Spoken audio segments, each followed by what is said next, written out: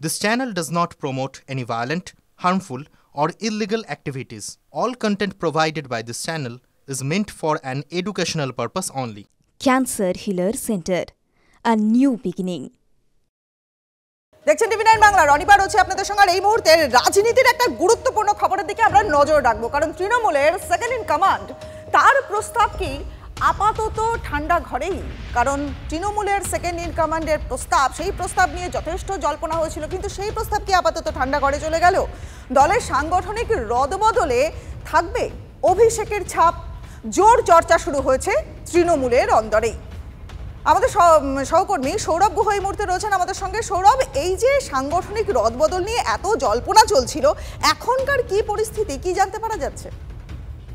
দেখো, একটা সব থেকে বড় প্রশ্ন হচ্ছে যে রদবদলের যে বিষয়টি ভাবনা চিন্তার মধ্যে এসেছিল, সেটা প্রথম কে বলেছিলেন অভিষেক বন্দ্যোপাধ্যায়। কোথায় বলেছিলেন? 21শে জুলাইয়ের মঞ্চ থেকে বলেছিলেন। কি বলেছিলেন? 3 মাসের মধ্যে রদবদল হবে। তার ভিত্তি কি হবে? পারফরমেন্সের ভিত্তিতে এই রদবদল হবে, এটা তিনি বলেছিলেন। তারপরে ঘনিষ্ঠ মহলে সাংবাদিকদের সঙ্গে আলাপচারিতায় তিনি আরো বলেছিলেন কি, যে তিনি একটি তালিকা তৈরি করেছেন, এই পারফরমেন্সের ভিত্তিতে একটি তালিকা তৈরি করে দলনেত্রীকে দিয়েছেন। এতদিন ধরে সেই নিয়েই আলোচনা চলেছে যে অভিষেক বন্দ্যোপাধ্যায়ের দেওয়া তালিকার ভিত্তিতেই কি রদবদল হবে, সেটা নিয়ে আলোচনা হয়েছে। কিন্তু দুদিন আগে যেটা মমতা বন্দ্যোপাধ্যায় কি বললেন, যে প্রত্যেক বিধায়ককে তার স্থানীয় ব্লকে দল এবং শাখা সংগঠনের কমিটির জন্য 3টে করে নাম দিতে বললেন। তাহলে এই 3টে করে নামের ক্ষেত্রে কি বিধায়কদের তালিকাকে প্রাধান্য দেওয়া হবে, না অভিষেক বন্দ্যোপাধ্যায়ের দেওয়া তালিকাকে প্রাধান্য দেওয়া হবে, নাকি অভিষেক বন্দ্যোপাধ্যায় এবং বিধায়কদের মত দুটোকে দেখে সমন্বয়ের রাস্তায় যাবে তৃণমূল কংগ্রেস? এইটা নিয়ে নিশ্চিতভাবে একটা চর্চা শুরু হয়েছে।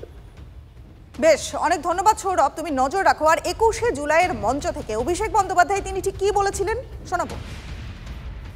এই যে 1-1.5 মাস কোন রাজনৈতিক কর্মসূচিতে আপনারা আমাকে দেখেননি, তার কারণ পর্যালোচনার কাজে আমি ব্যস্ত ছিলাম। আগামী 3 মাসের মধ্যে এর ফল আপনারা দেখবেন। যারা এই নির্বাচনে পঞ্চায়েত বা কাউন্সিলর বা মিউনিসিপ্যালিটি চেয়ারম্যান, ভাইস চেয়ারম্যান থেকেও মানুষকে বোঝাতে অক্ষম হয়েছেন, কাউকে রেয়াত করা হবে না। তৃণমূলের সেকেন্ড ইন কমান্ডের বক্তব্য শুনলেন, কিন্তু এই বক্তব্য, এই যে প্রস্তাব, সেটাকে আপাতত ঠান্ডা ঘরে যাচ্ছে কিনা তাই নিয়ে কিন্তু জল্পনা শুরু হয়ে গেছে। কারণ দলের সাংগঠনিক রদবদলে অভিষেকের কি ছাপ থাকবে, এটা নিয়েই জোর চর্চা শুরু হয়েছে তৃণমূলের অন্দরে। কে ব্লক সভাপতি হবে, কে কোন পদে থাকবে ঠিক করবেন তিনি নিজেই, জানিয়েছিলেন মুখ্যমন্ত্রী মমতা বন্দ্যোপাধ্যায়। ব্লক স্তর এবং শাখা সংগঠনে কারা দলের দায়িত্বে থাকবেন, বিধায়কদের কাছে তালিকা চেয়েছেন তৃণমূল সুপ্রিমো। এই নিয়ে স্বাভাবিকভাবেই শুরু হয়ে গেছে রাজনৈতিক চর্চা। বিজেপি কি বলছে, তৃণমূল কি বলছে, কি বলছেন বিজেপির রাজ্য সভাপতি সুকান্ত মজুমদার, কি বলছেন তৃণমূলের কুণাল ঘোষ, শুনবো। মমতা বন্দ্যোপাধ্যায় এখন ঔরঙ্গজেব যখন ক্ষমতাচ্যুত হন বা মারা যাবেন, সেই সময় যে ফোবিয়াতে ভুগছিলেন, ঠিক সেই একই ফোবিয়াতে এখন ভুগছেন। ঔরঙ্গজেব শেষের দিকে কাউকে বিশ্বাস করতেন না। মমতা বন্দ্যোপাধ্যায়, ইতিহাসে যতটুকু আমরা পড়েছি, মমতা বন্দ্যোপাধ্যায় সেই জায়গায় পৌঁছে গেছেন, শেষের সময় চলে এসছে, কাউকে বিশ্বাস করছেন না, সব কুক্ষিগত করে ধরে রাখতে চাইছেন, সমস্ত কিছুকে নিজের কাছে আনতে চাইছেন।